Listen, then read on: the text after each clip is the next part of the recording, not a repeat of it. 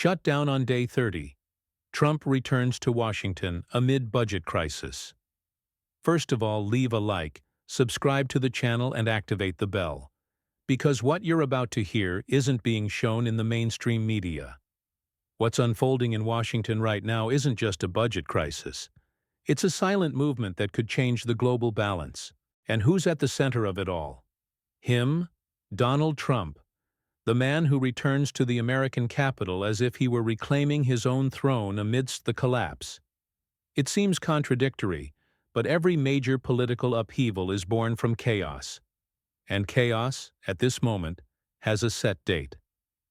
Day 30, while the government approaches shutdown, Trump reappears as if he were waiting for exactly this moment to act. Is it coincidence or calculation? Behind each headline lies a power game that mixes strategy, ego, and ambition, and perhaps something much deeper, a harbinger of global disruption. The curious thing is that the impasse isn't just about money. It's about control, about who will write the next chapter of American history, and consequently, world history. And if you think this crisis ends in Congress, wait until you see what it might unleash outside of it. Because when the United States stops, the world trembles. Trump's return to Washington. Symbolism and strategy. Donald Trump's return to Washington is not just a political event. It's a symbolic, almost theatrical act. After months away from the corridors of power, he reappears at the exact moment when the country faces one of the greatest fiscal uncertainties of recent years. The cameras follow him as if he were the protagonist of a series whose plot no one knows where it will end. He knows this. Trump has always understood the power of images, the impact of a calculated entrance, and he uses every second as if he were dominating the stage he himself built. Behind the public spectacle, there is a silent strategy. Trump returns to the Capitol as one returns to a chessboard he has never stopped observing. He knows the pieces, understands the moves, and knows that, in times of crisis, those with a voice and presence shape public perception. His discourse is not only political, it is emotional, populist, and, in a way, provocative. He speaks not only to members of Congress, but to the average American who is tired of hearing about numbers and wants someone who will do something. This return, therefore, goes beyond mere image. It's an attempt to reclaim the center of the national narrative, to show that, even out of office, he still dictates the pace of the news. Washington observes him with a mixture of caution and curiosity, because everyone knows that when Trump appears amidst chaos, something is about to change. And that change may begin precisely at the heart of the budget crisis he chose to reappear in. The budget crisis. What's really at stake?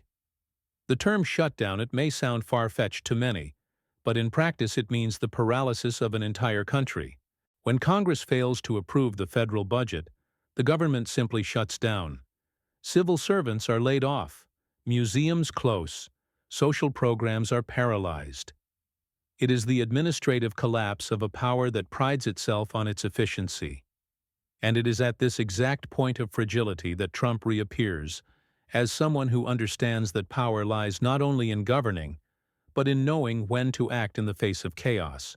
The impasse stems from something seemingly simple: disagreement between Republicans and Democrats about how much and how to spend. But in reality, it's a duel of ideologies. On one side, those who advocate cuts and austerity. On the other, those who want to expand social investments and protect essential programs. And between them, a clock is ticking against time, about to reach zero on the 30th. In this game, the budget is just a pretext. The real game is one of power and influence over the country's economic destiny. The average citizen, however, feels the impact directly. The civil servant who doesn't get paid, the family man who depends on government assistance, the small business owner who sees credit freeze. The budget crisis, therefore, is not just a dispute between parties, but a reflection of a nation living in constant tension between pragmatism and populism. And it is precisely in this leadership vacuum that Trump tries to project himself as the man capable of resolving the impasse, or perhaps of making it even more explosive. A divided Congress and the power game. In Washington, Congress seems more like a boxing ring than a legislative chamber. Republicans and Democrats are waging a battle that isn't just about numbers. It's a war of narratives, egos, and political future. Every pronouncement is a calculated blow, every vote a strategic move. The country watches from afar, like someone observing a chess game where the pieces, instead of protecting the king, try to bring down the opponent with headlines. In this scenario, Trump emerges as the player who, even off the board, still moves the pieces. The former president observes the chaos with the serenity of someone who understands the value of division. He knows that the fragmentation of Congress favors him, because the weaker the system appears, the stronger he becomes in the eyes of the electorate. Democrats accuse him of sabotaging stability, while some Republicans see him as the only voice capable of uniting the conservative base. Trump exploits this paradox masterfully. He is, at the same time, the arsonist and the firefighter of American politics. While congressmen get lost in speeches and deadlocks, time is running out. The budget isn't moving forward, tension is rising, and the country is nearing the fiscal cliff. Behind the scenes, consultants and lobbyists are at work. Journalists are feeding off the confusion, and Trump's name is on everyone's lips. He understands that, in politics, whoever controls attention controls power. And perhaps that's precisely the strategy many haven't yet grasped. That chaos, for some, isn't the problem, but the perfect opportunity. Trump as a mediator or an incendiary. Donald Trump's image has always walked a tightrope between peacemaker and provocateur. When he speaks of saving the country, some hear hope, and others smell gasoline near a fire.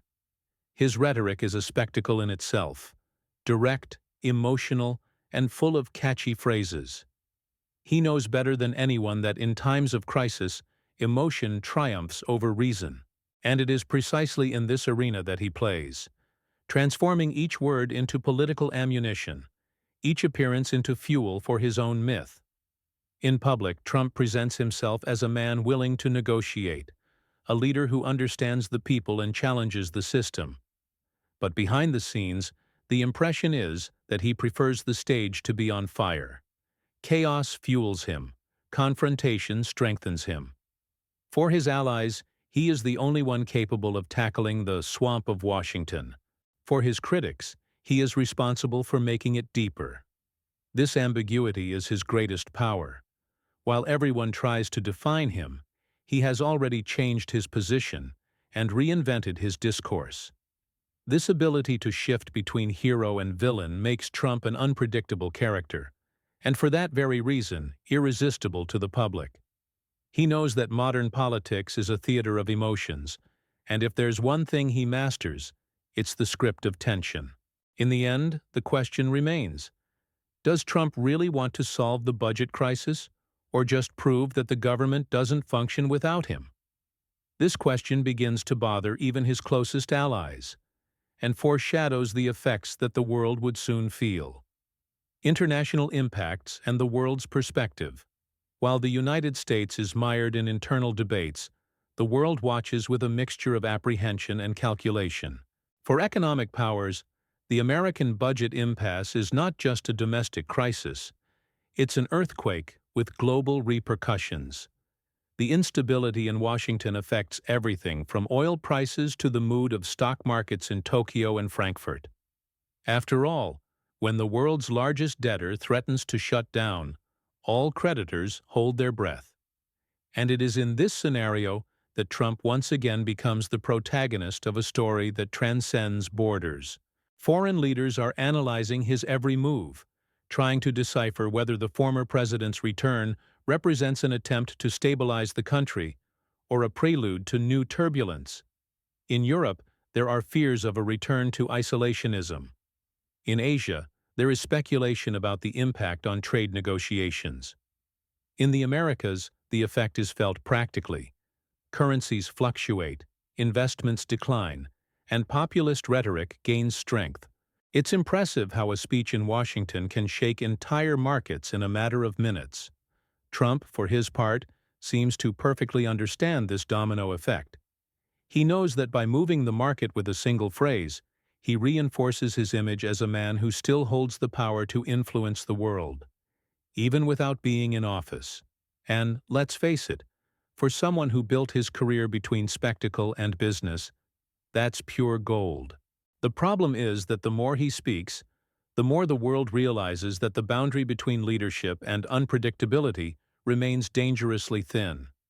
And this tension will soon become the clock everyone will be watching. The deadline and the countdown atmosphere. The days leading up to the 30th seem straight out of a political thriller script. The lights in the Capitol remain on into the early hours of the morning. Phones don't stop ringing, and aides walk the corridors like they're carrying the weight of a bomb about to explode. The clock is the common enemy. Every hour that passes without an agreement brings the country closer to shutdown. The tension is palpable, and the entire country watches that countdown as if observing a game in which nobody wants to lose. But everyone has something to gain from the chaos. Behind the scenes, promises, blackmail, and unlikely alliances are formed. Some try to broker a last-minute deal, while others bet on collapse to emerge as the savior afterward. Trump, from afar, observes and intervenes punctually.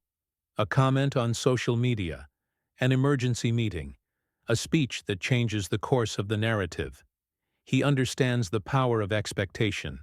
He knows that, in politics, silence on the eve of a decision can be more deafening than any fiery speech. The atmosphere in Washington is tense. Newspapers feature apocalyptic headlines, analysts speculate about the impacts, and the population tries to understand what will actually happen when the clock strikes midnight.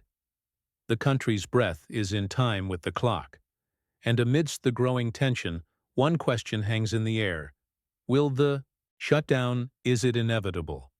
Or is it part of a larger plan where someone awaits collapse to rise up as the only one capable of restoring order? Consequences of a prolonged shutdown. When the government shuts down, people's lives slow down along with it. Public servants stop receiving their salaries. Entire families lose their livelihoods. Social programs are suspended, and even national parks close their gates. What seemed like a fight between politicians transforms into a bitter reality for those who depend on the state to survive. Bank lines grow longer, savings disappear, and silent despair begins to take hold of those who believed that shutdown was just a distant word in the headlines. Politics, after all, always demands its due, and it is the people who pay first. Economists warn that each day of shutdown costs the American economy billions. Small businesses, which depend on federal contracts, are on the verge of bankruptcy. The dollar fluctuates, markets lose momentum, and the world watches with growing concern. It's a domino effect. A delay in Washington translates into unemployment in Detroit, a contraction in New York, and uncertainty in London. Shutdown, it doesn't just affect the numbers. It undermines trust, and trust is what sustains the American economic empire. Meanwhile, Trump remains in the spotlight, sometimes criticizing, sometimes offering simple solutions to a problem he himself helped to inflame. He understands the value of crisis. It is in crisis that leaders are born, and also that enemies fall. But the political cost of a shutdown prolonged chaos can be devastating. The average citizen is starting to tire of speeches and wants action. And whoever manages to emerge as the voice of reason amidst this chaos could very well dictate the course of the upcoming election. Trump and political repositioning. Trump never wastes a crisis. He turns it into a stage. While most try to put out fires, he shines a spotlight. His return to Washington amidst budget paralysis is more than a coincidence. It's strategy. He presents himself as the leader who understands the system from the inside, and therefore the only one capable of fixing it. It's a powerful narrative because it mixes arrogance and authority in doses that the American public has already learned to recognize. And like it or not, it's impossible to ignore his presence when the country is on the brink of collapse. Behind the scenes, close advisors speak of a much more elaborate plan.